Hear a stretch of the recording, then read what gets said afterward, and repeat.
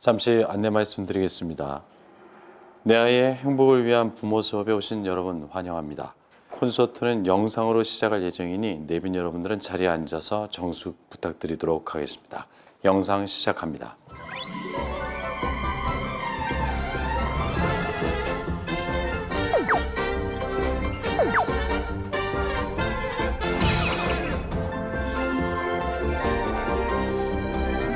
저는 피아노 칠 때 가장 행복해요.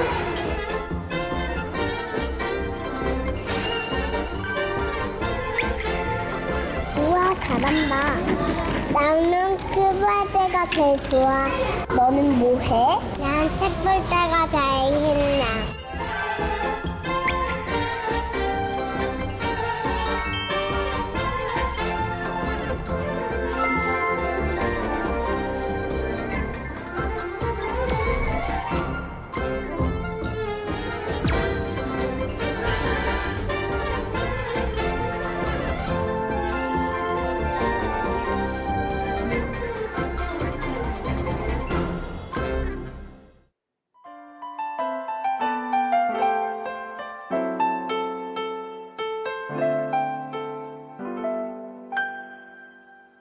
The loveliest Paris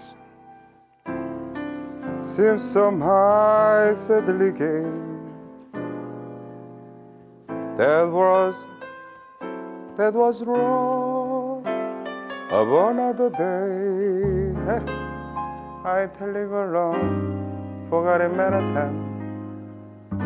I'm going home to my city. I obey. I left my heart. 박수 한 쳐. In San Fran 대전. 꺼주세요.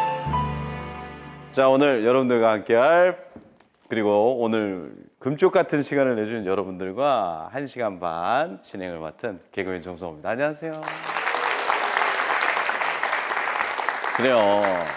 너무 긴장돼 있을까봐 제가 노래했는데 이렇게 싫어할 줄은 몰랐습니다. 우리 누가 웃기나 한번 끝까지 한번. 자, 안녕하세요. 오늘 내 아이의 행복을 위한 부모 수업의 MC를 맡은 정성호입니다. 사실 아이를 키우는 거 굉장히 어렵습니다. 어떻게 보면은 저도 방송에서 나와서 얘기했지만 어떤 게 변화가 돼야 아이를 행복하게 키울 수 있을까? 그게 가장 우리가 하는 고민 중에 가장 큰 고민이라고 합니다. 중국에서 아이를 낳는 정책이 바뀌었어요. 원래 한 명만 가능했는데 둘로 늘어났습니다. 중국이 큰 위기를 느꼈다고 합니다. 이러다가 인구가 사라지는 게 아닌가. 그래서 한 명을 더 낳으라 그랬더니 한 명씩 더 낳았는데 대한민국 인구수가 됐다고 합니다. 그 정도로 거기는 땅덩어리가 크니까. 근데 우리나라가 지금 출산이 굉장히 저조합니다. 이거는 어떤 누구의 잘못이라기보다는 우리가 개선해 나가서 빨리 극복해야 되는 문제라고 생각을 해요. 그래서 오늘 와주신 분들은 아마 부모님들이 많이 있을 거예요. 근데 우리 아이를 키우면서 내가 지금 아이를 잘 키우고 있나? 혹시라도 놓치는 건 없나? 그래, 옆집 아이처럼 그래, 사교육을 해야 되는 거 아닌가? 이런 걱정 많이 하실 거예요. 그리고 또 이게 나 혼자 키우는 게 정답이 아닌데 그렇다면 아빠가 어떻게 도와줘야 되나? 그런 거에 대한 걱정도 많이 하실 텐데 오늘은 그거에 대해서 전문가들과 함께 시간을 나눠보도록 하겠습니다. 물론 이 영상은 유튜브에 올라갑니다. 유튜브에 올라가신 영상 확인하시고요. 그 영상 굳이 여기서 체크해서 적을 필요 없이 그 영상 보시면서 체크하시면 됩니다. 자, 그리고 또 들어오실 때 Q&A라고 해서 여러분들 포스트잇에 질문을 적으셨을 거예요. 저희가 그거를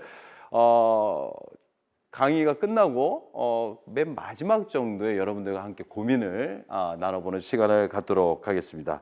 궁금한 점이 굉장히 많을 텐데요. 빨리빨리 진행을 하도록 하겠습니다. 제가 내 아이의 행복을 위한 그러면 외쳐주시기 바랍니다.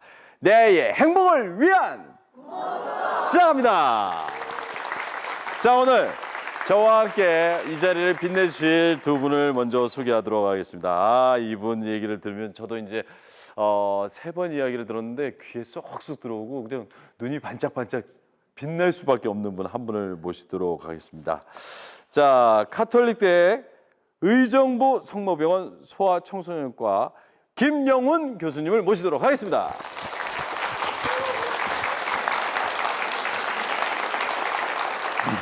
일단 대전 시민들을 위해서 예. 자기소개 부탁드리도록 하겠습니다. 네, 반갑습니다. 저는 가톨릭대학교 의정부 성모병원 소아청소년과 교수로 있고요. 소아신경과 전문의이기도 합니다. 감사합니다. 자, 일단은 뭐 청소년뿐만 아니라 유아교육 이쪽에는 굉장히 많은 지식을 갖고 계실 텐데 오늘 어떤 이야기 보따리 예, 오늘은 이제 4차 산업혁명 시대에 이제 놀이가 상당히 중요한 의미를 갖고 있거든요. 그래서 특히 또 아빠의 놀이는 또 큰 의미를 갖고 있기 때문에 그와 관련된 말씀을 좀 드리도록 하겠습니다. 자, 아빠의 놀이 이거 굉장히 중요합니다. 보통 이제 아빠들은 키즈 카페 가면은 그러고 옆에 누워서 자거나 두리번 휴대폰 보거든요. 과연 어떤 놀이가 아이를 위한 놀이인지 무척 궁금합니다. 그리고 또 한 분을 더 모시도록 하겠습니다. 이분도 정말 대단하신 분이죠. 순천향대학교 유아교육과 고영미 교수님을 모시도록 하겠습니다.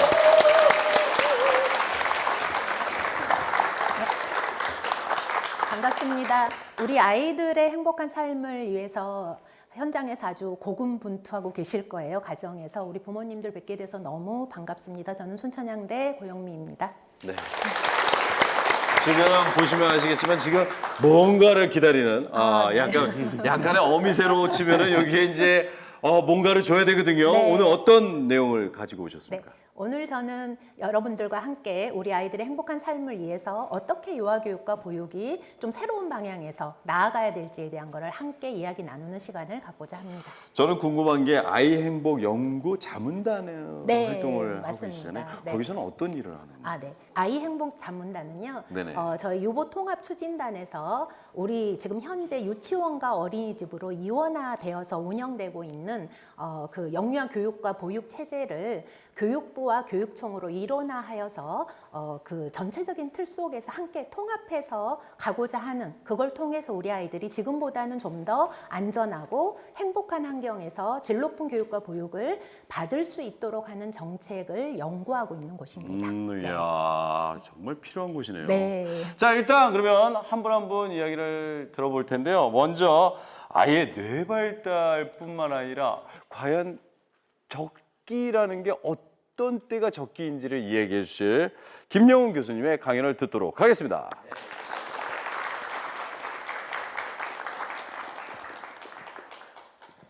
코로나 팬데믹이 지났지 않습니까? 그래서 우리가 아이들하고 이제 바깥에서도 놀기도 하고 또 아이들한테 대화도 많이 하고 그러는데 그 덕에 어떻습니까?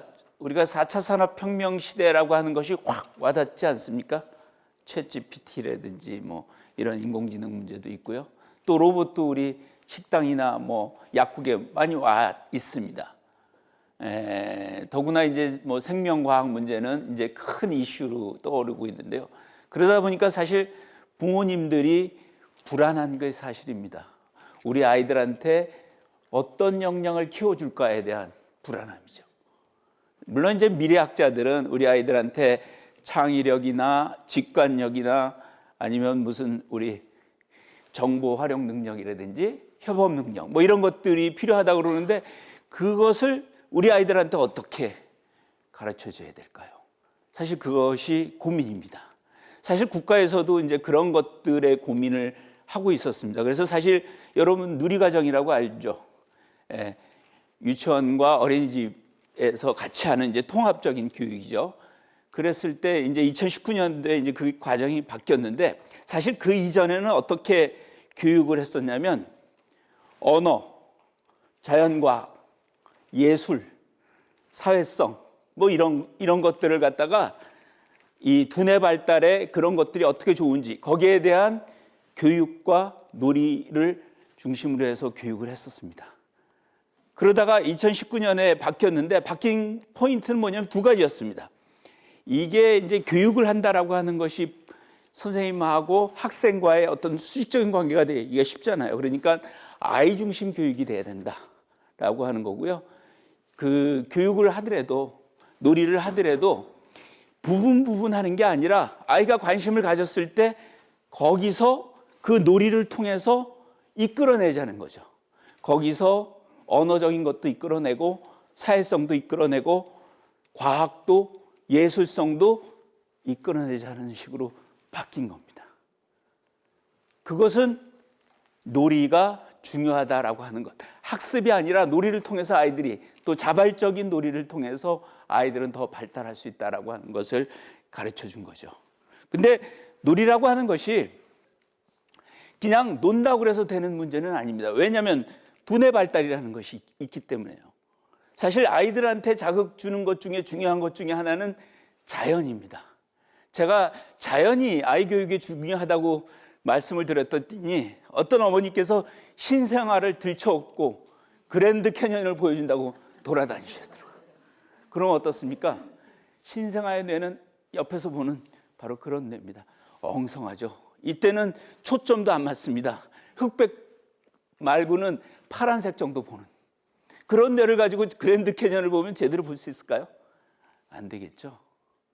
6개월이 돼도 아이들은 파스텔조를 볼 수 있지만 자연의 영롱한 색깔을 보기는 어렵습니다. 그랜드 캐년을 제대로 받아들일 수는 없다라고 하는 거죠. 만약에 아이들한테 진짜 그랜드 캐년의 자연을 제대로 보여준다면 그래도 저기 무성한 가지를 가지고 있는 18개월 정도 되면 그때는 자연의 색깔을 영롱하게 볼 수 있으니까 그때는 우리가 그랜드 캐년을 보여줘도 된다라고 하는 의미입니다.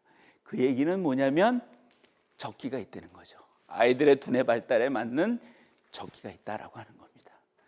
또 하나 중요한 게 있습니다. 발달에는 두 가지가 있다는 거죠. 하나는 우리가 말하는 기초나 집안을 만드는 발달이 있고요. 집을 만드는 발달이 있습니다. 근데 부모님들이 그걸 혼동해요.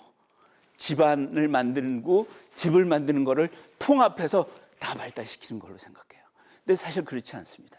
사실 36개월 이전의 아이들은 여기 보시다시피 시각, 청각, 그 다음에 사고 이런 것들이 36개월의 최고가 되도록 이렇게 발달을 합니다.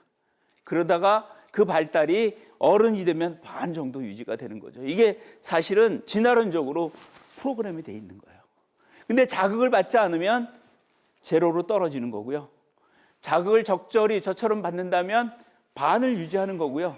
이 아이를 무슨 세계적인 만들겠다고 그래서 10배, 20배 교육을 하면 많이 안 떨어지겠죠. 그래서 한 30% 저보다 수준이 높은 정도가 되는 겁니다.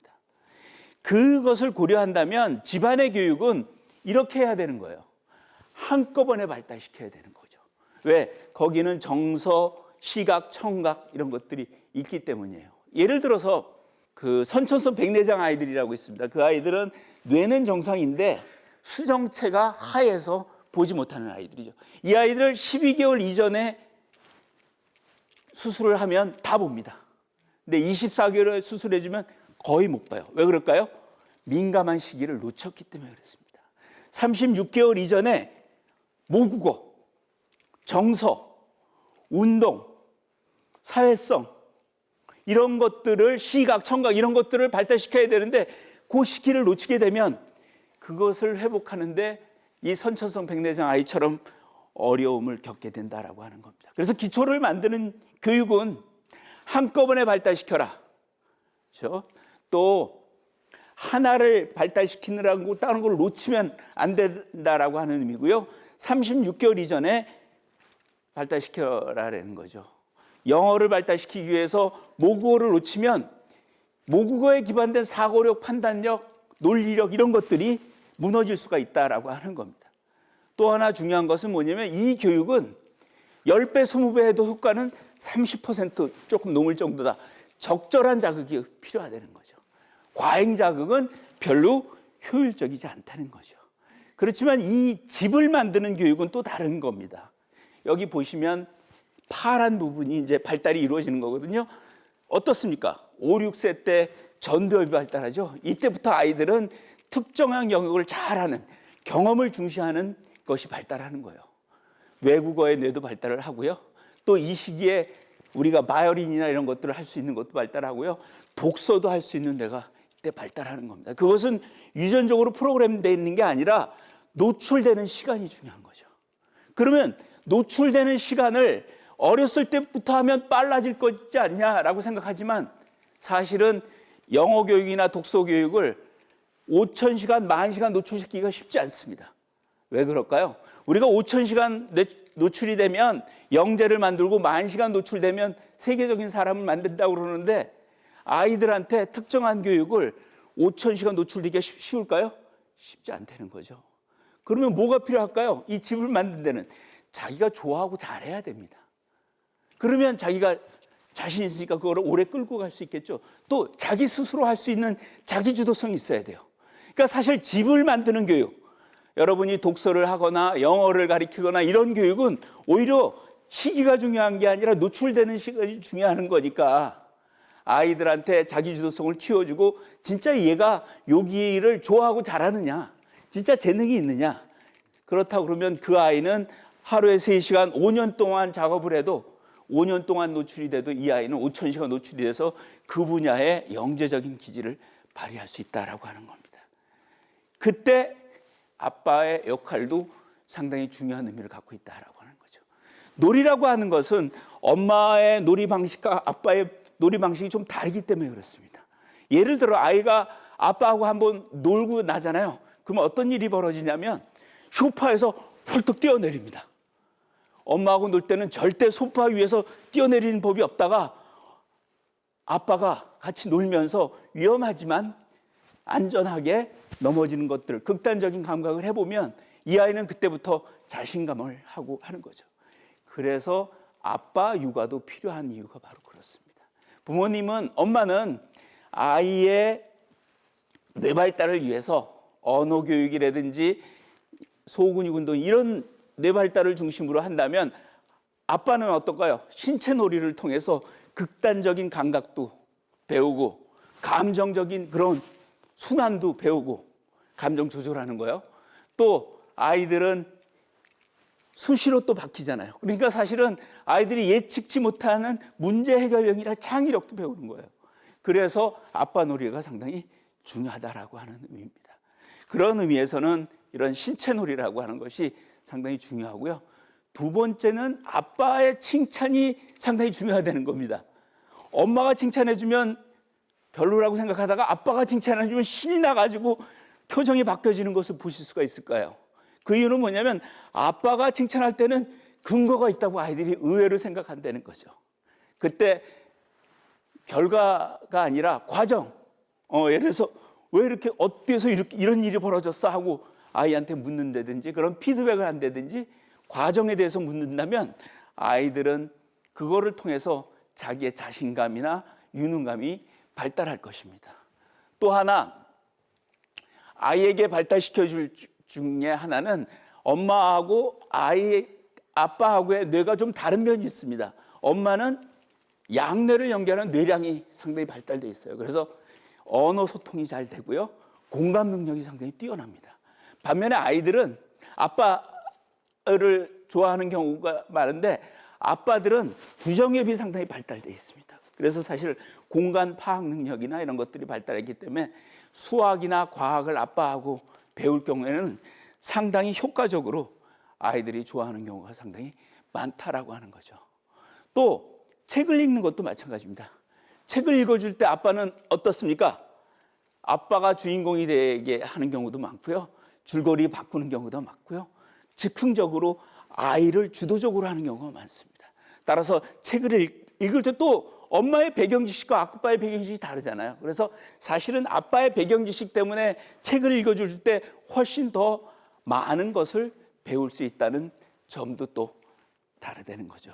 또 훈육에 있어서도 엄마 같은 경우는 당장의 결과, 즉시적인 것에 좀 관심을 갖는 반면에 아빠는 의외로 원칙이나 과정이나 이런 것들을 상당히 중요시합니다. 그래서 예를 들어서 뭐 학원을 할 때는 뭐 그건 보내지 말라라고 원칙에 맞지 않다라고 얘기하는 경우도 많잖아요. 이제 그런 것이 그런 태도인데 그렇게 객관적인 그런 것들을 가지고 훈육하는 방식이 아이한테는 큰 도움을 줄 수 있다라고 하는 겁니다. 결국은 엄마와 아빠가 같이 육아에 참여했을 때 아이의 뇌는 발달하고 아이는 4차 산업혁명 시대에도 경쟁력을 가지는 아이가 될 것이라고 생각이 됩니다. 감사합니다. 감사합니다. 앉으시고요. 야, 이게 얘기를 듣다 보니까 엄마의 역할도 중요하지만 아빠가 차지하는 역할이 굉장히 중요한데 저는 이게 우리나라에 맞는 이야기인가? 라는 생각을 했어요, 사실요. 저는 이제 여러분들을 대변해서 여쭤보는 거예요. 아니, 영화에서 보면 외국 같은 경우는 Hey baby, long long ago, once upon a time 뭐 이러면서 읽어주는데 저는 그런 기억이 하나도 없어요. 저희 부모들은 늦게 들어와서 어딨어 우리 아들 그런 거밖에 기억이 안 났던 것 같은데 드라마를 너무 많이 봐서 그런지 이게 동화책을 아빠가 읽어주는 게 정말 도움이 돼요. 네, 효과가 있습니다. 그리고 실제로 네네. 요즘은 아빠들이 많이 같이 읽어줍니다. 예전에는 물론 이제 뭐 5분밖에 아이하고 접촉하는 시간이 없었다고 그래요. 근데 최근에는 주말이나 아니면 뭐 밤 늦더라도 이제 자기 전에 네네네. 잠자리 그림책을 또 읽어주기도 하고요. 그래서 실제로 아빠들이 그런 책을 읽어주면 네네. 문제 해결력도 높아지고요. 창의력이나 융통성이 높은 것으로 보고가 되고 있습니다. 야, 이게 사실 뭐 아빠가 아이와 놀 수 있는 시간이 거의 이제 일을 하는 핑계 삼아 좀 짧은데 저는 이제 식사만이라도 같이 해야 된다라고 생각을 했는데 그게 아니라 자기 전에 아이에게 책을 읽어주는 게 굉장히 중요한 일이군요.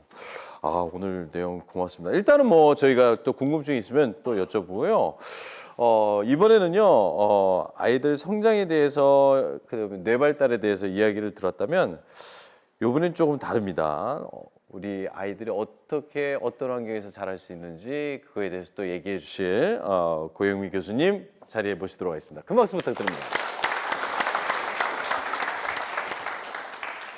자, 여기 오신 우리 부모님들 아이를 잘 기르고 싶으셔서 이 자리에 오셨죠. 그리고 아마 강의를 들으시면서 이렇게 하면 내가 아이를 좀 잘 기르는데 도움이 되겠다라는 생각도 하셨을 겁니다. 그러시죠?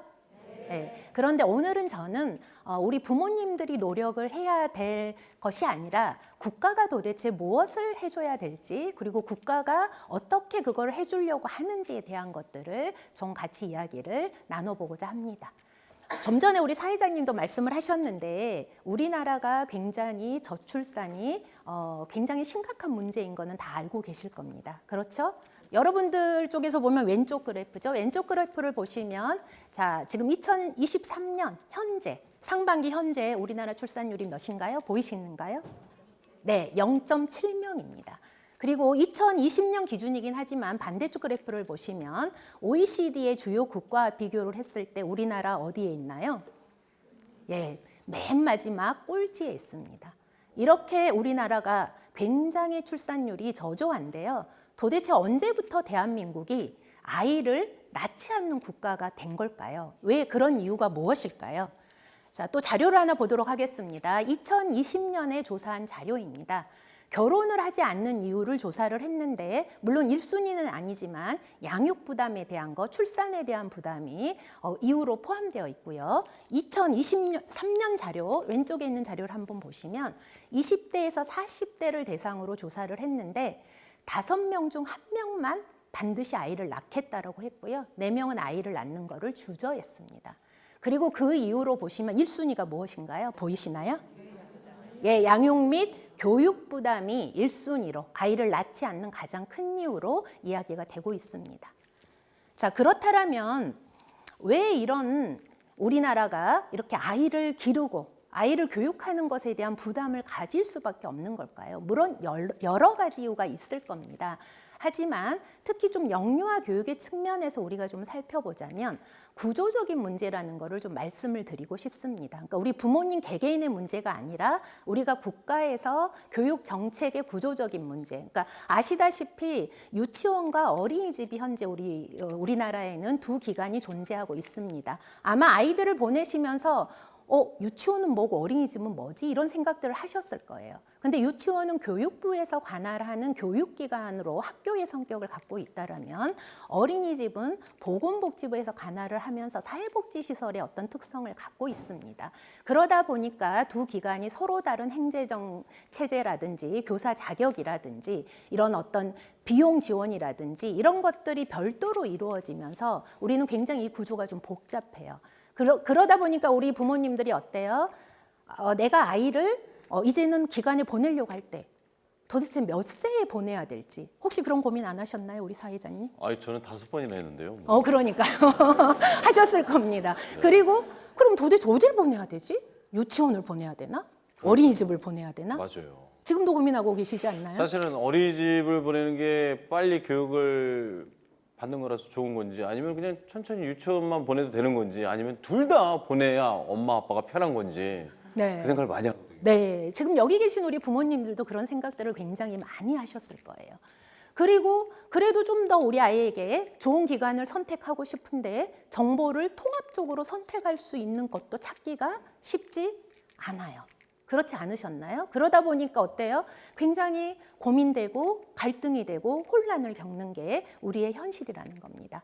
사실은 그래서 이게 좀 정책이다 보니까 어렵게 생각하실 수 있겠지만 이런 혼란과 갈등을 좀 더 해소하기 위해서 지금 현재 이원화로 운영되고 있는 유치원과 어린이집을, 즉 보건복지부에 있는 어린이집을 교육부로 이관해서, 그러니까 이제 보건복지부에서 하는 기능을 교육부로 다 보내는 거고요. 그래서 교육부로 일원화해서 교육부 안에서 유치원과 어린이집을 일괄적으로 관리를 하겠다라는 게 지금 국가에서 추진하고자 하는 유보통합 정책입니다. 자, 그래서 이제 우리가 유보통합을 실시한다라면 기본적으로 어떻게 했어요? 우리가 지금까지 이원화된 걸로 인한 갈등이나 이런 것들이 조금은 해소될 수 있다라는 측면에서 유보통합을 하려고 하는 거고요. 그리고 이제 국가에서 유보통합을 지금 하기 위해서 나름대로 지금 비전과 목표 그리고 10대 정책을 제시하고 있습니다. 물론 구체적인 안은 지금 현재 만들어가고 있고요. 저희가 아직 정확한 날짜가 정해지진 않았지만 12월 말쯤에 시안을 발표할 예정으로 있습니다. 근데 여기 보시면 아시겠지만 기본적인 비전이 아이 행복입니다. 그리고 우리가 아이 키우기 좋은 환경을 구축하는 게 핵심이고요. 그리고 이런 것들을 달성하기 위해서 세계 수준의 질 높은 유아교육과 보육 체제를 구축하겠다라는 거고요. 그리고 10대 정책이 있는데 우리 부모님들이 좀 관심을 가질 만한 것으로 한 3가지만 저는 말씀을 드리려고 가져왔습니다. 혹시 잘 보이시나요? 첫 번째 어떤 정책을 펴겠다고 되어 있나요?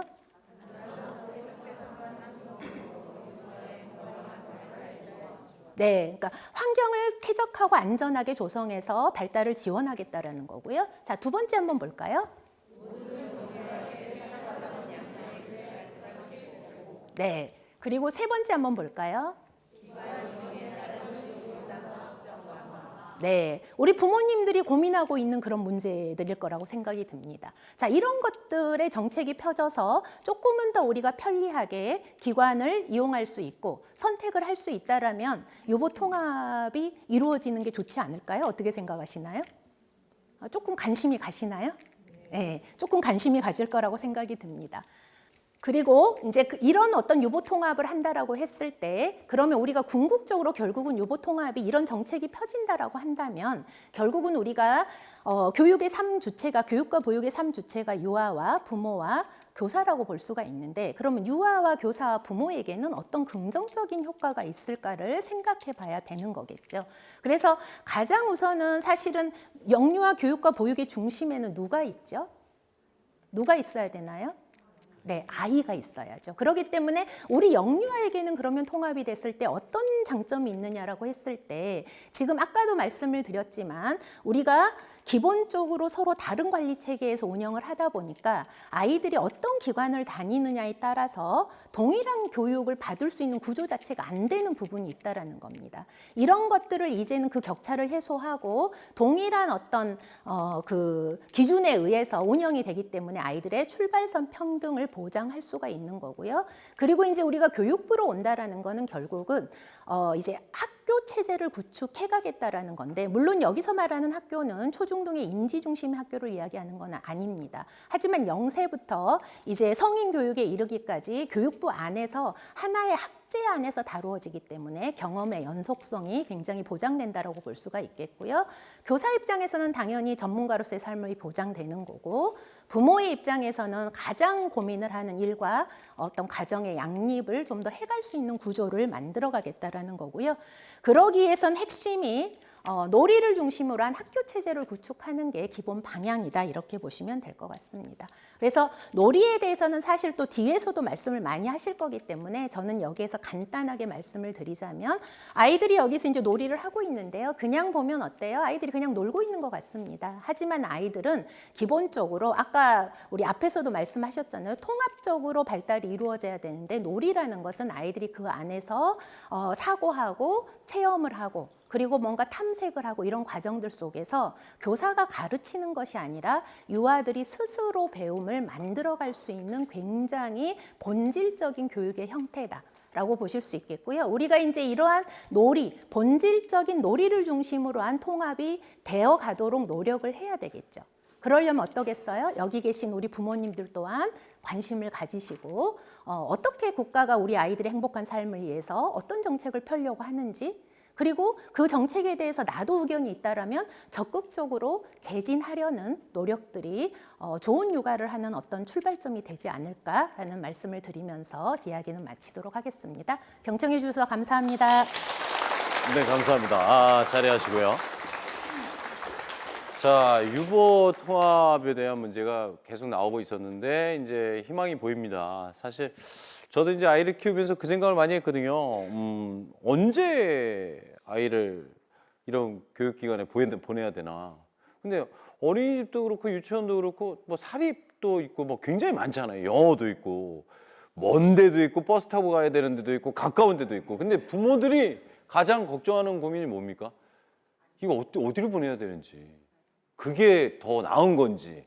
이건 항상 국가에 의지하는 게 아니라 맘카페에 의지하고 있습니다. 맞아요. 맞습니다. 예, 이거 어떻게 하는 게 더 나은 겁니까? 네. 그래서 저희가 지금 통합을 해서 그 유치원과 어린이집에 대한 정보를 동시에 그 부모들이 찾을 수 있고 선택할 수 있는 것들을 계속해서 구축해 가고 있거든요. 그래서 여기 계신 부모님들은 혹시 활용해 보셨나요? 정보 통합 사이트가 지금 구축이 돼서 유치원에 대한 정보와 어린이집에 대한 정보를 하나의 사이트에서 볼 수 있도록 지금은 해놨고요. 그리고 사실은 가장 큰 문제가 부모님들이 또 좋은 곳을 선택했는데 내 마음대로 갈 수도 없는 구조잖아요. 맞아요. 그게 가장 큰 문제라고 생각을 합니다. 근데 그렇게 된 이유가 교육부와, 그러니까 교육청과 시도에서 각각 수급 관리를 하기 때문이거든요. 그래서 이제 이게 통합이 되면 네네네. 아이들의 인구수에 따라서 또 네네. 기관에 대한 어떤 공급과 수급을 조절하기 때문에 이제 그런 부분들이 당장은 안 되겠지만 단계적으로 초중등처럼 가장 가까운 곳을 선택해서 갈 수 있는 구조를 만들려고 하고 있는 겁니다. 교수님한테 궁금한 게, 유보 통합이 되면은 아이가 이제 오랫동안 다니잖아요. 그거는 어떻습니까? 한 곳에 오래 다니는 거. 아이들의 발달에 있어서 중요한 것이 이제 애착이죠. 정서적인 발달입니다. 두 번째 중요한 것은 안전의 욕구라고 하는 거예요. 아이들이 자기가 안전해야지, 이 유치원이나 어린이집이 홈이라고 생각하지 아이들은 집중을 할 수 있는 겁니다. 그래서 그런 의미에서는 가까운 데가 좋고요. 또 익숙하고 이런 데 있을 때 홈을 느끼기 때문에 가능하면 오랫동안 다니면 그거를 통해서 아이들은 안정감을 느끼고요. 또 정서의 뇌도 만족시킬 수가 있습니다. 정서의 뇌라고 하는 것은 결국은 공감 능력하고 자기의 감정을 갖다가 편안하게 느끼는 그런 거거든요. 그런 것들이 이루어지려면 오랫동안 가까운 데서 하는 것이 바람직하죠. 생각이 제가 좀 잘못된 게 있었네요. 우리가 영화 보면은 스쿨버스 탁 하고 오면서 이제 어린애들이 Hi Daddy, Hey my son 뭐 이러잖아요. 그건 나라가 커서 그런 거죠. 좋은 데를 그들이 보낸 게 아니라 나라가 커서 그런 거예요. 근데 제가 착각을 했어요. 그게 멋있는 건 줄 알고. 자, 이번에는요, 실제 육아를 하면서 겪었던 것을 여러분들과 함께 공유하고자 실전 육아를 또 하고 계신 귀여운 딸과 아들을 둔 아빠 박형규 작가님을 이 자리에 모시도록 하겠습니다. 박수 부탁드립니다.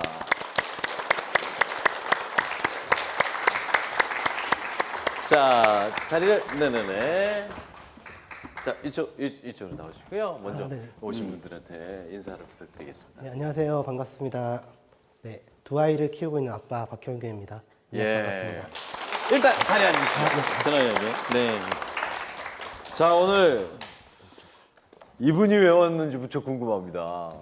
과연 우리에게 어떤 또 지식을 또 나눠주실지. 지금 두 아이의 아빠. 네네, 맞습니다. 네. 지금 아이가 몇 살, 몇 살? 만 8살, 초등학교 2학년, 네. 그리고 5살, 만 5살, 어. 3살 차이 이렇게 딸, 아들 이렇게 남매 키우고 있습니다. 아니 그러면 평범한 아빠이기도 한데 작가님은 그럼 어떤? 아이를 키우면서 네네네. 이렇게 육아 관련된 책을 7권을 쓰게 되어가지고 오, 오늘 아마 이 육아에- 자리에 나오게 되었습니다. 야, 어떤 내용의 책입니까? 이 어, 책들이. 아이가 이제 생애 주기로 책을 썼는데 네네. 아이랑 놀아주면서 놀이 관련된 책 2권이랑 네네네. 그다음에 이유식 책, 유아식 책, 태교 책 뭐 이렇게 하다 보니까 7권이 나오게 됐습니다. 아니 다른 책은 이해가 가는데 태교 책은 아내분이 써야 되는 거 아닙니까? 태교 책인데 이제 아빠가 할 수 있는 역할에 대해서 아, 저 아우, 그 태교 책이라고 그래서 순간적으로 저는 나도 입덧 책을 한번 내볼까 별 생각을 다 해봤네요. 자, 그럼 본격적으로 박형규 작가님의 육아 스토리 들어보도록 하겠습니다. 자, 첫 번째 주제가 딸과 아들을 소개합니다. 네. 저는 첫째 딸은 아까 나이를 말씀드렸는데 이제 이름은 하유이고요. 이제 성격은 조금 이제 발랄하고 되게 도전적이고 네네. 지금 운동 테니스 선수를 활동하고 있어요. 초등학교에서. 네네. 네. 그래서 전국대회 나가서 뭐 자랑해도 되나요? 그럼요.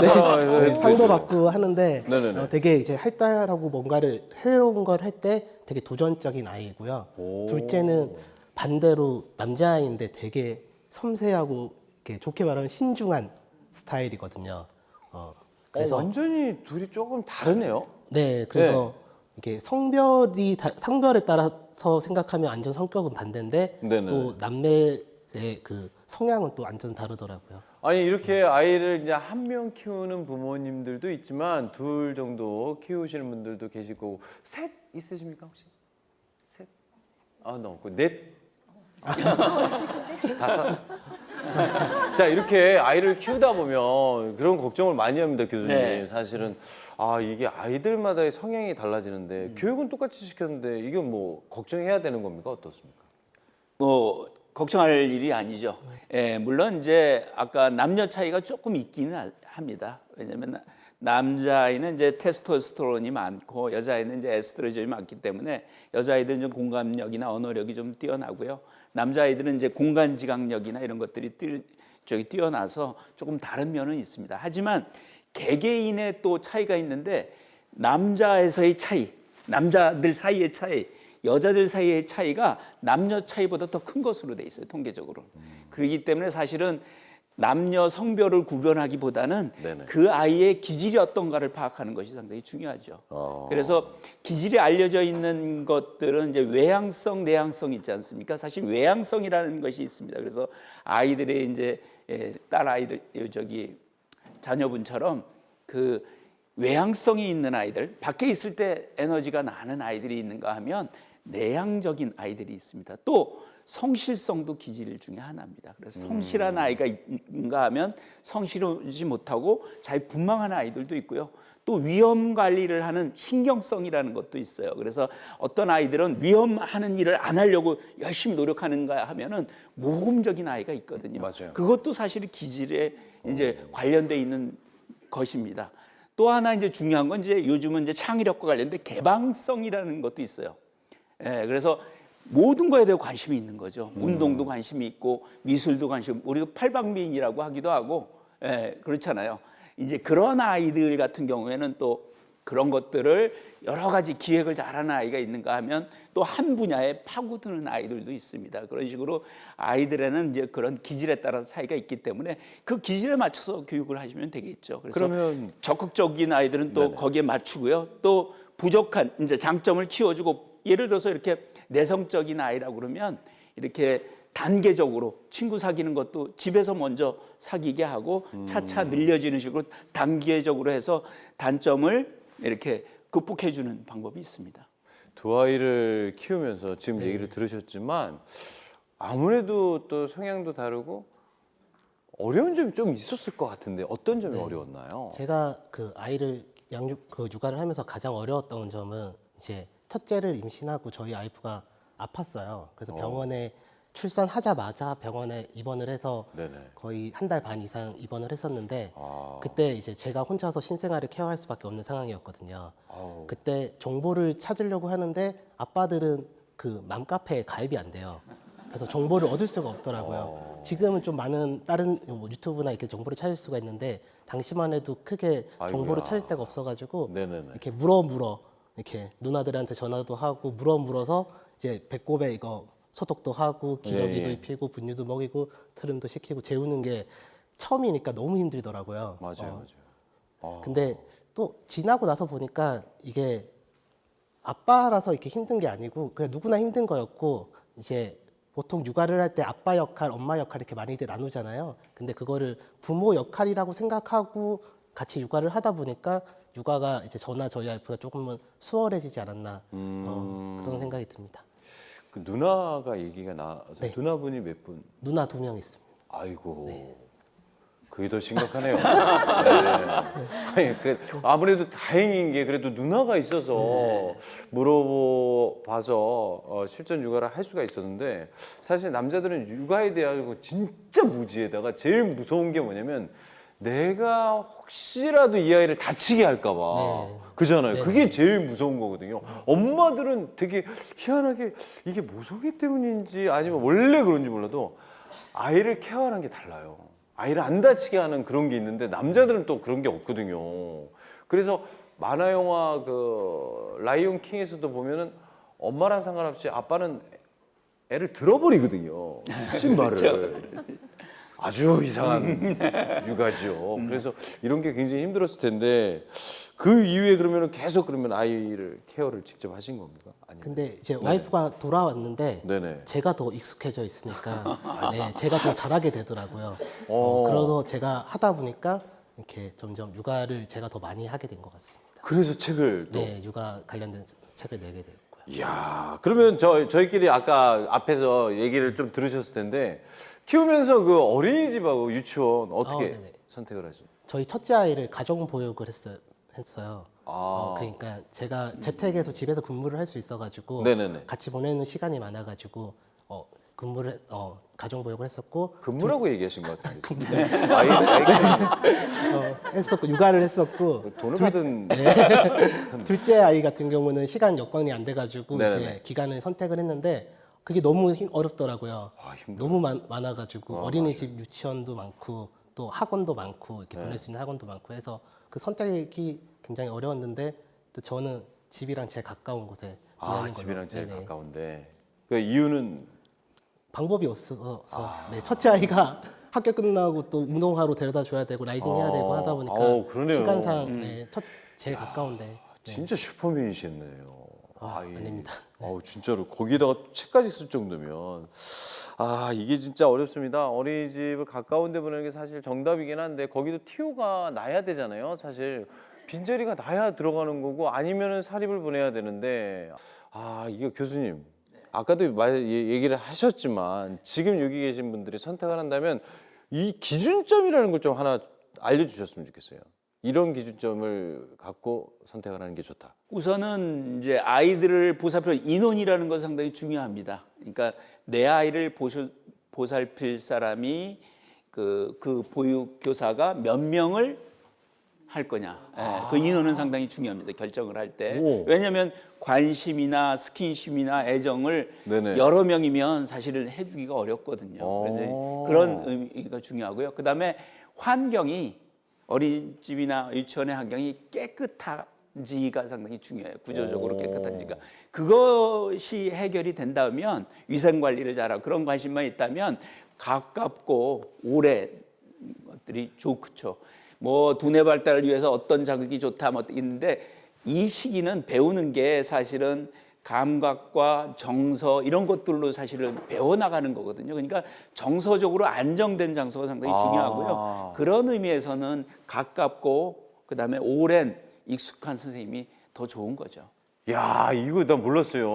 얼마나 선생님이 몇 명 정도를 케어하느냐 이 숫자가 굉장히 중요하구나. 아, 이거 중요하네요.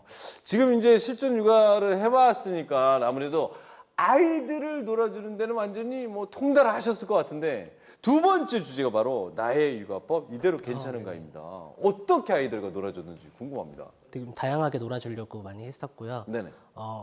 일단 시간을 제가 예전에 그 저희 첫째 아이 태어났을 때 네. 어떤 기사를 본 적이 있는데 아빠가 육아하는 시간이 OECD 국가 평균이 47분인데 대한민국이 6분이더라고요. 네, 그래서 그거를 제가 계산을 한번 해봤어요. 아이가 태어나서부터 20살 성인이 될 때까지의 시간으로 네네네. 계산을 해보니까 딱 한 달이더라고요. 그래서 아빠가 아이랑 놀아주는 그 시간이 한 달이라는 시간을 제가 그 기사를 접하고 되게 나름의 충격을 받아가지고 오, 야. 아이랑 보내려는 시간을 좀 많이 최대한 확보하려고 했는데 또 안 되시는 분들이 많잖아요. 네네네. 그런 분들한테 한 가지 그 이야기를 해드리면 네네네네. 네, 퀄리티 타임이라고 짧은 시간을 보내더라도 조금 그 시간을 퀄리티 있게 보내면 네네. 그 효과가 되게 긍정적이라고 하더라고요.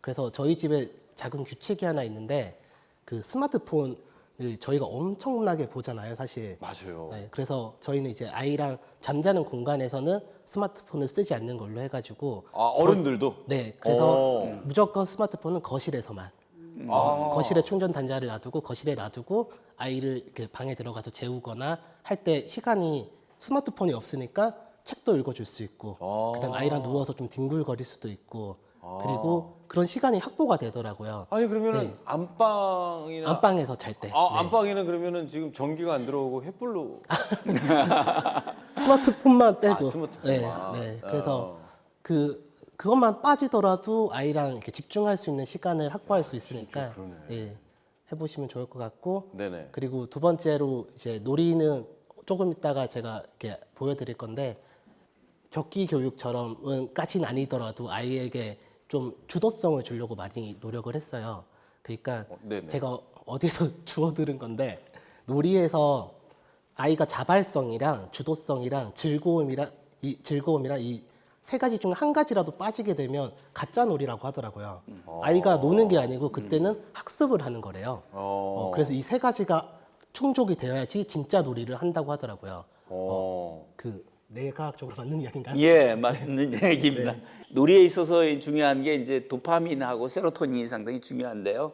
도파민이라고 하는 것은 이 아이를 열정적으로 자기 주도성을 일으키는 거예요. 근데 이 도파민을 높이는 게 새로운 거를 하고요. 또 좀 도전적인 거를 하고요. 또 하고 나서 성취감을 느껴야 되고요. 칭찬, 격려, 그다음에 자기가 좋아하는 거 이런 것들을 하게 되면 아이가 도파민이 높아서 에너제틱하게 되는 겁니다. 그리고 또 이렇게 아빠들하고 이제 신체 놀이를 하고 또 잠을 충분히 자고 햇빛을 보면 세로토닌이라는 신경 전달 물질이 높아집니다. 그러면 그런 것들은 정서를 안정시키고 집중력을 높여주거든요. 그래서 그런 놀이가 네네. 상당히 중요합니다. 그래서 아이에게 놀아줄 때 최대한 아이가 주도할 수 있도록 많이 노력을 했습니다. 그럼 어떻게 주도하도록 제가 한번 시범을 보여주고 아이한테 의견을 이거 해볼래? 이러면 아이가 안 할 때가 있어요. 되게 열심히 준비를 했는데 그때는 조금 아이가 잘 보이는 곳에 두고 네네네. 놀이를 하지 않고 아이가 시간이 조금만 지나면 아이가 관심을 보일 때 이거 해볼래? 이러면 먼저 어떻게 하는지 시범도 보여주고 그럼 아이가 놀 수 있도록 이렇게 그러니까 아빠가 진행하면은- 시범을 보여주는 네. 거죠. 그러니까 돌잡이처럼 물건을 놓고 선택하는 게 아니라 네네. 저는 휴대폰하고 장난감하고 망치 이런 걸 놓고 자 뭐 할래? 주도적으로 그러면 휴대폰밖에 안 고를 텐데 그거를 존중한다는 게 좀 이해가 안 갔거든요. 그게 아니라 아빠가 놀이를 먼저 하고 보여주고 내가 그러면 아이들은 사실 따라하려고 하는 게 있으니까 네, 네. 보면 제가 재밌게 이런 것도 있어 이렇게 보여주면 아이가 그날 안 할 수도 있어요. 근데 그날 안 한다고 실망하지 말고 네네. 옆에 잘 보이는데 두면 아이가 시간이 지나면 분명히 보면 또 이거 뭐였지 이러면서 궁금해 하거든요. 네, 그때 놀이를 진행하고 했습니다. 주로 그러면 눈에 보이게 놨던 거는 어떤 거였습니까? 놀이 중에서 아이가 안에서 주로 이렇게 놔두면 이렇게 따라서 나중에 하던 거 책 읽기 뭐 이런 겁니까? 책도 네. 그 책도 어떻게 뒀냐면 이제 제가 읽어주고 싶은 책들이 있잖아요. 네네네. 아이가 좋아하는 책도 있고 그래서 제가 읽어주고 싶은 책들은 이렇게 전면 책장에다가 이렇게 꽂아놨었어요. 이게? 표지가 보이게끔. 이야. 그러면 이렇게 지나가다가 이렇게 보면서 볼 수 있게끔. 와, 슈퍼마켓 아줌마랑 똑같네요. 네. 원래 계산대 옆에다 놓잖아요. 네네. 네, 아주 그냥 자기가 뭐 추천하는 상품 뭐 그런 식으로. 네네. 야, 이건 또 몰랐습니다. 그러면은 또 여러 가지 놀이법이 굉장히 궁금한데 놀이법을 간단하게 좀 네. 네. 소개 제가 해드리겠습니다. 일단 미술놀이를 집에서 해줄 때 굉장히 힘들잖아요. 아, 힘들어요. 뒤처리, 다 지저분해지고. 네, 지저분해지고. 그때 손에 묻지 않는 물감놀이인데 그 지퍼팩 안에다가 물감을 이렇게 짜서 어떻게 이거 중요한 거는 그대로 이렇게 주면 100% 뜯어요. 그래서 네. 바닥에다가 이제 고정을 시켜줘야 돼 테이프로. 아, 그래서 아이한테 테이프로. 만져보라고 하면 이렇게 물감이 되게 촉감이 되게 좋거든요. 그렇게 섞으면서 가지고 놀 수 있고 그러면서 뭐 교육적으로 이야기하면 세계 삼원세까지 볼 수도 있는데 굳이 어린 친구들은 그렇게 이야기하지 마시고 그냥 면봉으로 이렇게 그림도 그려볼 수 있고 이런 식으로 촉감 이렇게 만지고 그림도 그려볼 수 있고 놀이를 할 수 있거든요. 이렇게 물감놀이도 해줬고요. 그리고 다음 장면이 저희가 이제 코로나 때 여행을 많이 못 갔잖아요.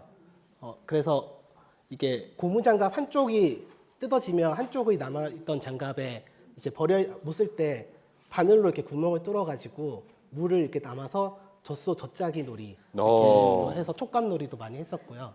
네. 그리고 다음 놀이를 보여주시면 이제 이거 얼음 놀이인데 저는 꽃이랑 이렇게 틀에 이거 다 있는 그곳에서 구매를 했던 건데 이거 마시고 풍선으로 이용하면 되게 쉽게 할 수 있어요. 아이들이 이제 남자친구들 같은 경우는 공룡이나 자동차 좋아하는 친구들은 풍선에다가 이렇게 불어가지고 거기에 피규어를 넣으세요. 이렇게 늘려서. 그리고 물을 받아가지고 묶으면 이렇게 냉동실에 하루 놔두면 풍선을 뜯으면 공룡이 이게 얼음 속에 들어가 있거든요. 여름에 이제 베란다에서 한번 주면 1시간 정도 아이들이 혼자 노니까 한번 해보시면 되게 좋고요. 야, 이거 좋네요. 네. 그리고 다음 놀이는 이제 샤메크 블루이 따라잡기 놀이인데 샤메크 블루이라는 그 SNS에서 되게 유명한 일러스트레이터 분이 계시더라고요. 패션 옷을 이렇게 옷을 부분을 이렇게 잘라가지고 이렇게 꽃이나 뭐 맞아요. 여러 가지 뭐 건물이나, 잡지 이런 데다 올려서 막 올려놓게, 옷을 만들고 막 이런 만드시는 거요. 분인데 네네. 그거를 좀 응용을 해가지고 놀이에 적용을 해봤는데 이렇게 잘라가지고 가지고 다니면서 자연에서 이제 색깔을 자기가 옷을 입히는 거. 하늘 되면 파란색 구름이 있는 치마가 되고 꽃 되면 꽃치마가 되고 잔디에 하면 잔디에 치마가 되고 기발하다. 네, 이렇게 들고 다니면서 놀았는데 아이들이 많이 좋아했었습니다. 야, 이거 우리 어렸을 때 그 문방구 가면은 어린이 인형 그거 있잖아요. 옷 입히고. 예? 그거 기억나시죠? 전 남자인데 왜 제가 기억해요? 좀 짓궂었나 봐요. 네. 근데 특별한 육아법을 굉장히 많이 알고 계신데 또 네. 특별한 육아법이 있다면서요? 이제 첫째 아이랑 둘째 아이가 성향이 다르다 보니까 네. 이제 이게 한 가지 뭔가를 하자고 했을 때 의견이 항상 달라가지고 달라. 네, 또 같이 딸이고 하기가 아들이니까. 힘들더라고요. 네. 그때 이제 크로스 데이트라고 해가지고 찢어졌어요. 그러니까 저희 와이프랑 첫째를 맡으면 제가 둘째를 맡고 어떤 날은 제가 둘째를 맡으면 저희 와이프가 첫째를 맡고 그래서 찢어져서 이렇게 육아를 한 적이 많이 있었는데 그러니까 아이가 이제 자기의 마음을 더 편하게 이야기하더라고요. 자기가 좋아하는 것도 찾을 수 있고 그래서 가끔씩 그렇게 크로스 데이팅을 해보시면 좋을 것 같고 그리고 첫째 아이 같은 경우는 이제 딸은 뭔가를 해볼래 이러면 무조건 오케이거든요. 새로운 거 번지 점프 해볼래? 오케이. 뛰어볼게. 네. 그 정도로 다 오케이인데 둘째 아이는 다 일단 노예요. 키즈 카페 갈래? 아, 흔들어. 고개 흔들어. 나 어디 내가 가봤던 데만 가보는 성향이라서 그래서 그 둘째 아이한테는 최대한 괜찮아. 너가 이제 처음부터 잘하는 사람 없으니까 조금만 시간을 두고 너가 여러 번 해보면 그것도 익숙해지고 재밌게 할 수 있으니까 너가 하고 싶을 때가 되면 아빠한테 말해달라는 이야기를 진짜 엄청 자주 해줬어요. 뭔가를 시도할 때마다. 그랬더니 세뇌시켰군요. 네. 그랬더니 조금은 이제 자기가 잘해야 되겠다는 그런 완벽주의 그런 성향이 있었던 것 같은데 그거를 조금은 내려놓더라고요. 그래서 나는 못해도 되니까 한번 해보는 거야. 처음이니까 나는 괜찮아 이런 식으로 머뭇거림이 좀 많이 없어졌었어요. 교수님한테 물어보고 싶은 게 있어요. 지금 이야기한 그 방법이 저도 이제 아이에게 태권도나 뭐 이렇게 수영이나 걱정을 많이 하시잖아요. 뭐를 가르쳐, 유도를 가르쳐야 되는지. 이럴 때 아이한테 물어보면 아이들은 솔직히 가고 싶어 하는 애들이 별로 없거든요. 예? 힘드니까. 근데 재밌는 데는 가고 싶어 해요. 그 아이가 선택하는 걸 선택을 해줘야 되는 건지. 네. 아니면 조금 더 참아서 우리는 그것만 넘으면 더 잘할 것 같은데 라는 생각을 부모님들 하거든요. 조금 더 보내야 되는 건지. 네. 아이들이 이제 성향이 있잖아요. 네. 그처럼. 그러니까 말하자면 좀 위험 관리를 하고 신경성이 있거나 조금 이렇게 내향적이거나 외향적인 게 좀 부족하거나 이런 아이들은 사실은 어린이집에 가더라도 우선은 안 가려고 그래요. 거부부터 합니다. 그럴 때는 이제 단계적으로 해주는 거죠. 처음에는 그 유치원이나 어린이집까지 가서 아이가 노는 것까지 다 봐주고요. 그 다음에는 이제 유치원 문 앞에서 빠이빠이 하고 그것이 되면 뭐 저기 그 버스가 있다면 버스 태우는 것까지 해주고 이렇게 단계적으로 그런 아이들은 해주면 되는 거고요. 또 이렇게 개방적이고 잘하는 아이들은 그것을 장점을 칭찬해 주면 도움을 줄 수가 있는 거죠. 그래서 아이들의 이렇게 보시면 이 작가님이 상당히 아이의 맞춤 거를 많이 하잖아요. 그게 상당히 중요한 겁니다. 그러니까 장점을 키워주고 단점은 단계적으로 이렇게 높여주는 식의 것이 중요하고요. 또 하나 아까 그 육아에서 중요한 것 중에 하나는 아이하고 혼자서 하는 시간을 갖게 하는 거죠. 그게 저는 상당히 감동적으로 느껴졌는데 아이가 자기 엄마나 아빠하고 단둘이 표현하고 싶은 것이 있습니다. 또 느끼고 싶은 것이 있거든요. 그래서 단둘이서 시간을 갖는 시간을 따로따로 갖는다라고 하는 것은 아이의 특성도 알고요. 아이의 관심사항도 알고 또 아이의 상호 교류나 이런 것들을 더 높일 수 있는 거기 때문에 좋은 육아법이라고 생각이 됩니다. 사실 뭐 얘기 들어보고 이 방송을 보시는 분들, 아빠분들 아이들하고 놀아주고 싶죠. 근데 정말로 아이들하고 놀아주는 걸 정말 힘들어하고 시간이 없는 그런 아빠들을 위한 뭐 어떤 게 있을 수 있나요? 제가 그 7년 동안 멘토로 활동하는 데가 있는데 거기 그 뭐, 보건복지부에서 네네. 백인의 아빠단이라는 모임이 있어요. 그게 뭡니까? 네, 그게 매년 16개 지역에서 네네. 다 있을 거예요. 16개 지역에서 100명씩 각 100명씩 총 1,600명을 이렇게 모집을 해가지고 네네네. 일주일에 한 번씩 멘토분들이 많이 있어요. 그분들이 일주일에 한 번씩 미션을 주는데 그 미션을 이제 인증을 따라하면서 인증도 하면서 아이랑 관계 개선에 도움을 줄 수 있거든요. 육아에 자신감도 얻을 수 있고. 그 미션이라는 게 아이와 놀아주는 방법에 대한 미션이군요. 놀아주는 방법도 있고 이제 네네네. 건강에 관련된 부분, 교육에 관련된 부분이나 관계에 관련된 부분 이렇게 미션이 세부적으로 나눠져 있어가지고 네네네. 네, 한번 해보시면 내가 육아에 되게 자신감이 없으면 아버님들은 한번 해보시면 네, 도움을 받을 수 있을 것 같아요. 백인의 아빠단은 그럼 어떻게 다시 한번 알려주세요. 어떻게 들어간다고? 여러분들 또 까먹으셨잖아요. 저도 까먹거든요. 어떻게 들어가라고? 네이버에 네. 백인의 아빠단이라고 검색하면 네네. 네, 카페가 있어요. 카페가 있어요. 네, 그 카페에서 이제 각 지자체에서 모집을 하거든요. 거기에 들어가서 거기 약간 거기서 주는 미션 같은 걸 하면서 아이와 놀 수 있는 방법뿐만 아니라 네. 어. 절반 다수의 부모님들이 어머님들이 가입을 하세요. 아빠 야. 이름으로. 네. 참고해 주시면 좋을 것 같습니다. 네. 그렇죠. 사실 뭐 남자분들 그런 것도 잘 또 못하는데 옆에서 케어를 해주고 챙겨주시면 또 하거든요. 네. 자 이제 이번에는 여러분들이 궁금해하는 게 더 있을 것 같아서 저희가 Q&A로 질문을 받아봤습니다. 그 질문 중에서 뽑아서 여러분들 궁금증에 대해서 교수님들과 얘기를 해볼게요. 아들이 둘인 엄마입니다.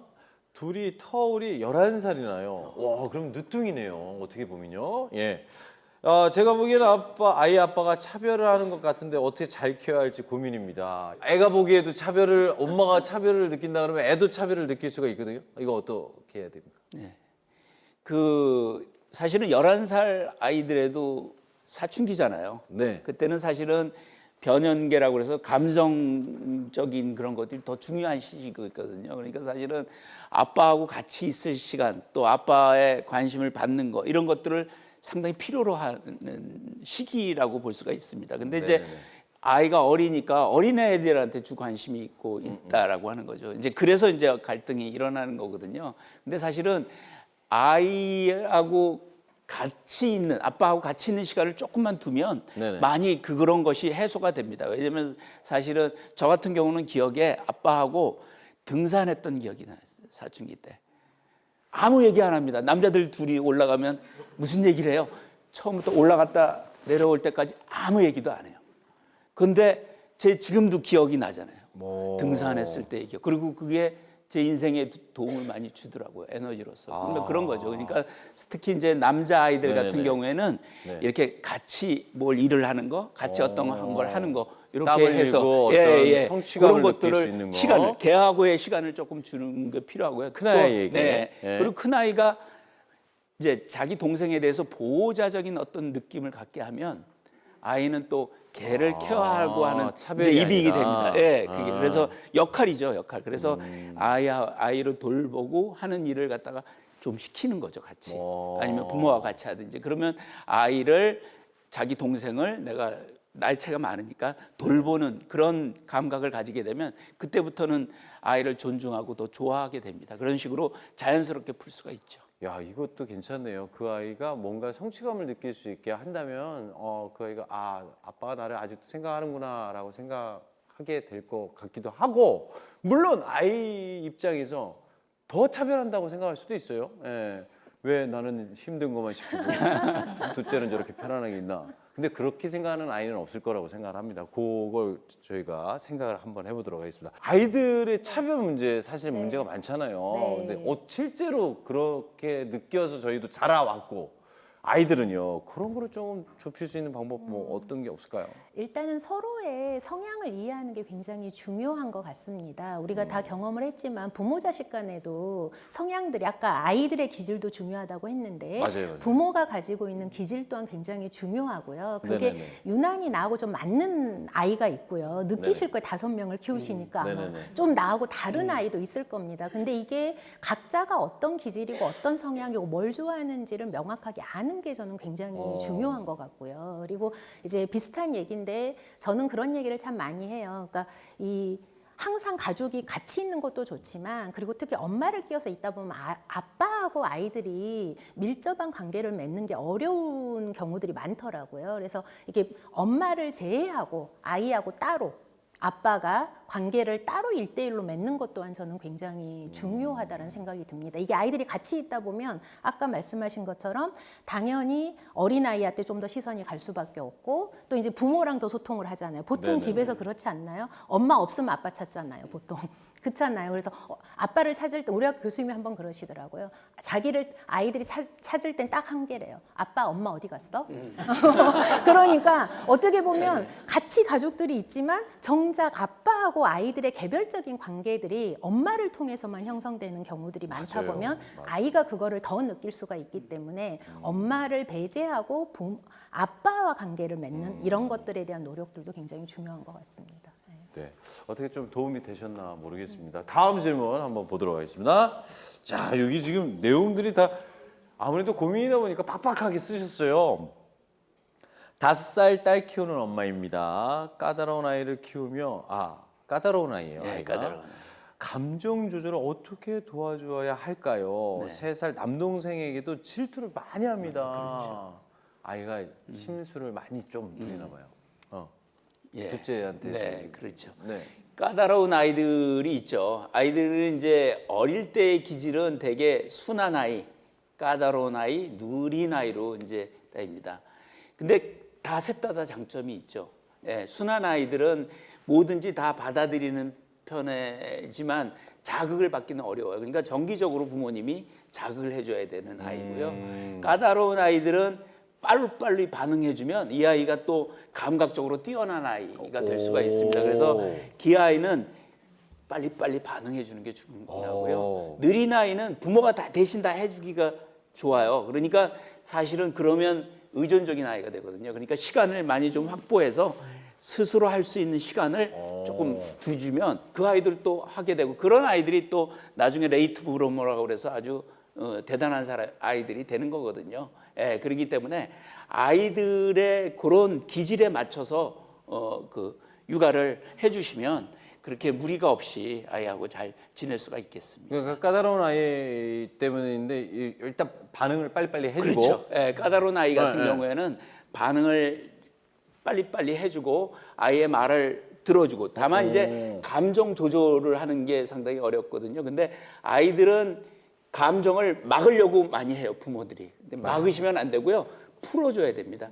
감정이 어떤 감정이 있으려면 90초간 뇌에 머물러요. 그러니까 90초간은 감정이 폭발하고 감정이 풀어지도록 풍선이 바람이 빠지도록 이렇게 맞춰주는 거예요. 그래서 들어준다든지 경청해준다든지 눈을 맞춘다든지 아니면 이렇게 손을 대준다든지 아니면 안아준다든지 이런 식으로 해서 감정 90초간만 이렇게 풀면요. 아이들이 감정이 이렇게 풀어지면 이제 이성의 뇌로 아이 피가 가거든요. 그러면 그때 가서는 말로 설명하고 그러면 아이들이 이해를 하고 돌아섭니다. 근데 그런 과정 없이 뭐 이랬다 논리적으로 하면요. 감정은 더 폭발하고요. 그것이 억제돼 가지고 나중에 더 크게 더 어렵게 되죠.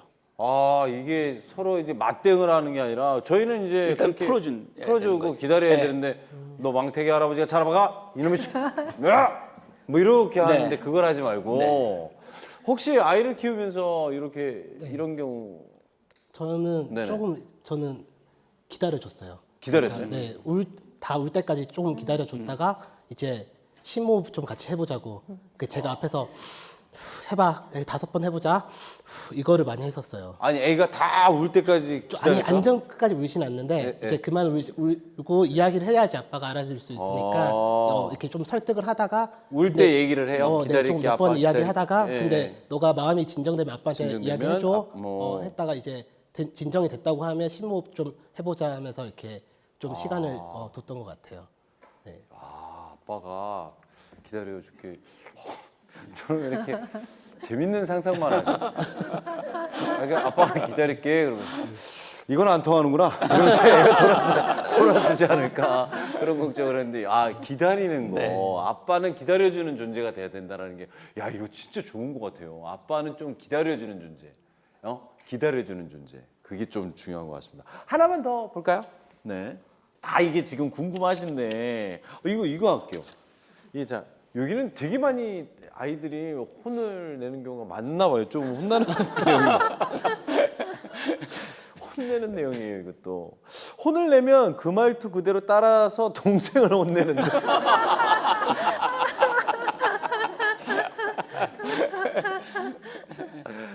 얘는 데려와요. 제가 키울게요. 얘 성대모사 잘할 것 같은데.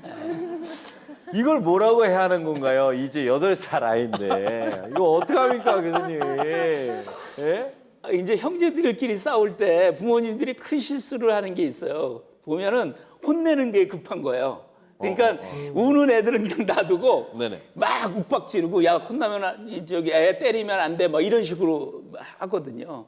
그러면 어떻겠어요? 이 아이는 거기에 대해서 반응하는 얘기를 하고 자기를 옹호하는 얘기를 하면서 부모의 관심을 다 받는 거예요.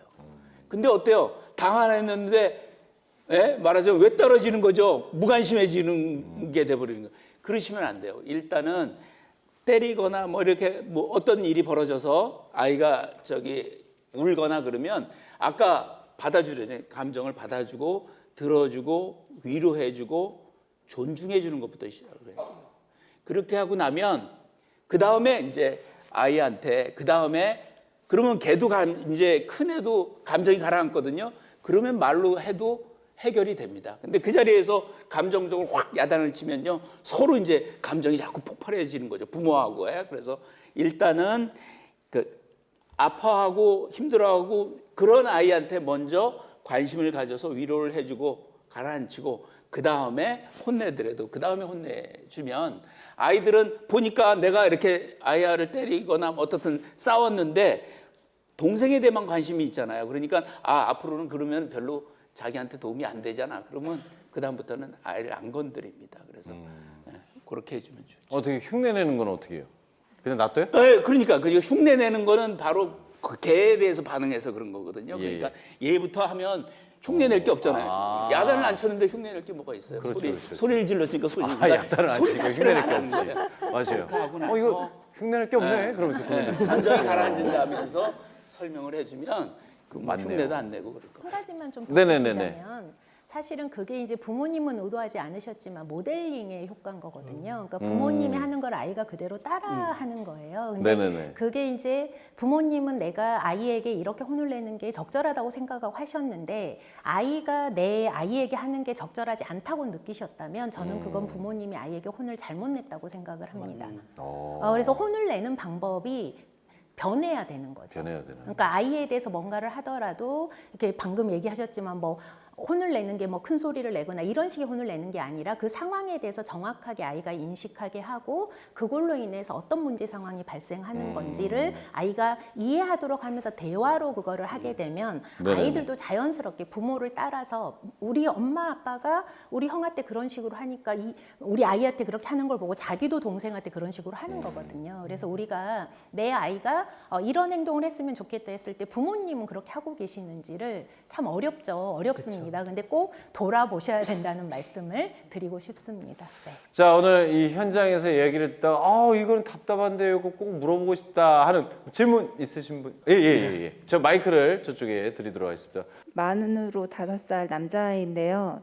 그 세이펜으로 하는 영어 단어 딕셔너리를 듣는데 이제 영어 단어를 듣는 게 아니라 다른 그 세이펜에 다른 버전을 누르면은 다른 동화가 나와요. 그러니까 그림과 상관없는 한국어 동화가 이렇게 나오는데 그걸 요 며칠 계속 너무 좋아하는 거예요. 한 번에 2시간 이상씩 이렇게 며칠 3일째 연속으로 보는데 아빠랑 노는 것을 굉장히 좋아하는데 네. 아빠가 이렇게 놀아주려고 시도를 했는데 자기는 그거에 집중해서 그것만 하고 있는 거예요. 그걸 하고 있는 중에는 아빠한테도 관심을 안 보여서 기계에 빠졌군요.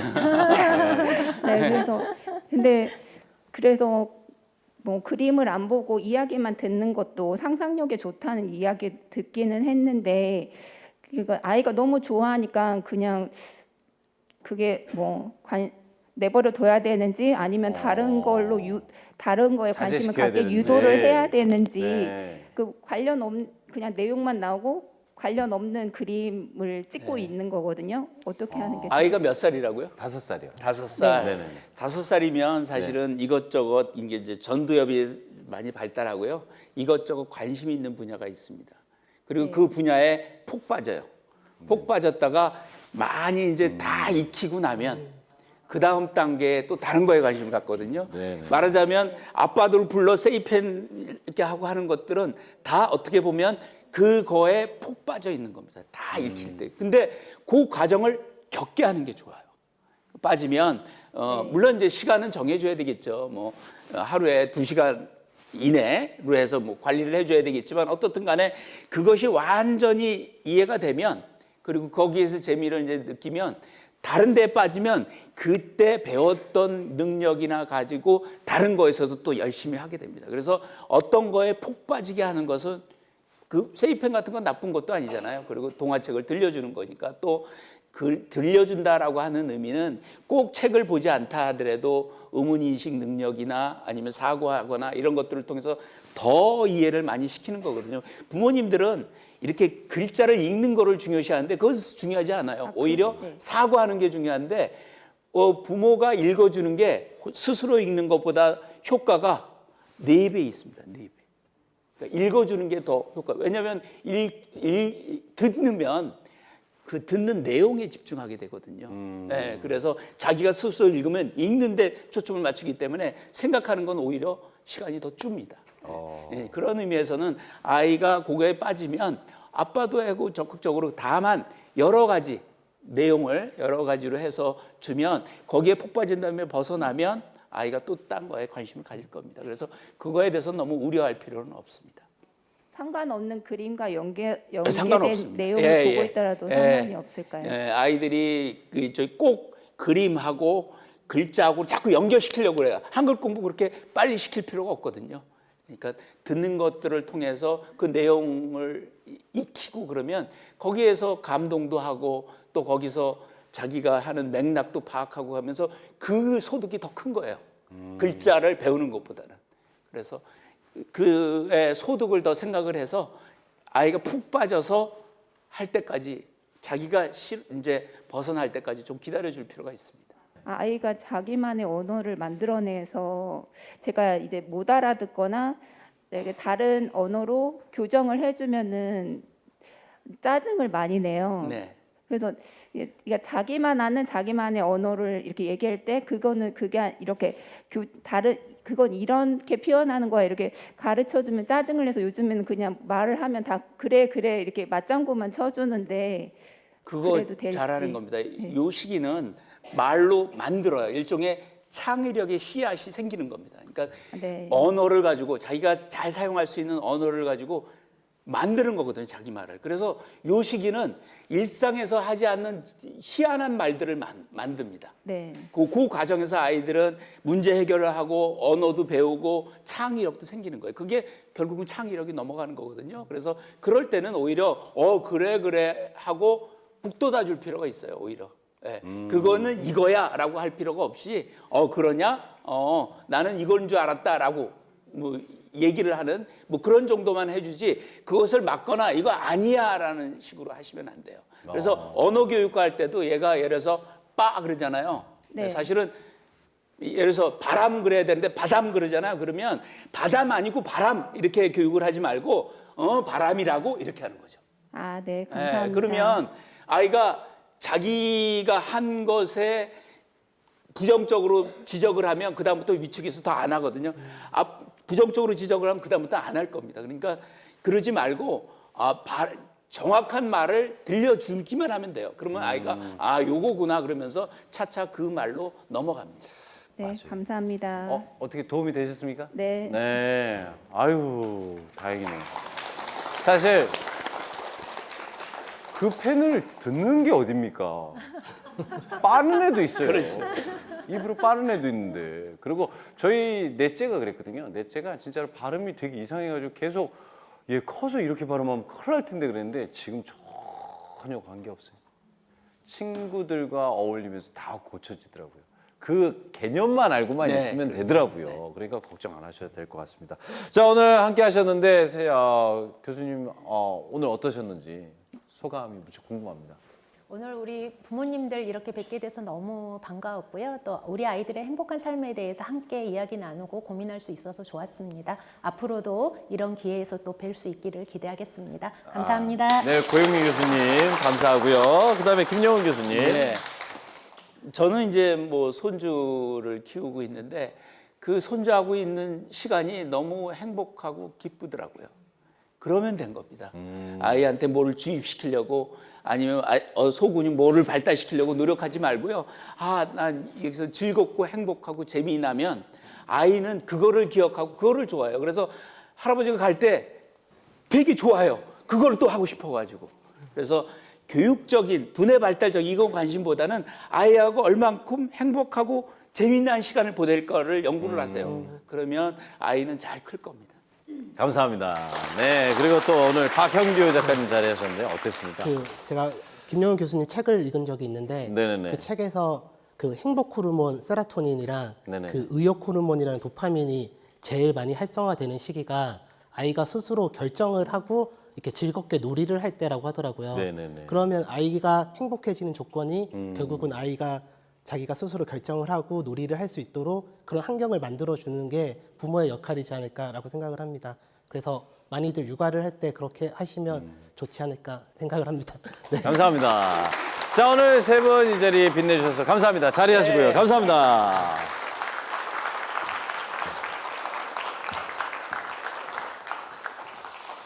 자, 어떻게 도움이 되는 시간이 됐습니까? 네, 사실 제가 항상 하는 얘기가 있습니다. 여러분들 너무너무 잘하고 계십니다. 잘하고 계신데 혹시나 내가 놓친 부분, 혹시라도 내가 이 부분은 내가 몰랐네 하는 부분이 꼭 도움이 됐을 거라고 생각합니다. 자, 이제 마칠 시간이라서 마찬가지로 오프닝 때와 마찬가지로 제가 구호 외치면 여러분들 부모 수업 외치면서 마치도록 하겠습니다. 그 아이는요, 사실 서로의 거울인 것 같아요. 부모도 아이에게 거울이고요. 아이의 모습도 부모에게는 거울이라고 합니다. 그러니까 서로 거울을 맞대보면 어때요? 거울이 계속 생기잖아요. 깊이가 더 생기게 됩니다. 무슨 얘기인지 아시죠? 항상 아이를 바라보는 눈을 단면적으로 보지 마시고요. 깊이까지 바라보는 부모가 되도록 노력해야겠습니다. 끝으로 저 구호 외치면서 마무리하도록 하겠습니다. 내 아이의 행복을 위한 마치도록 하겠습니다. 감사합니다.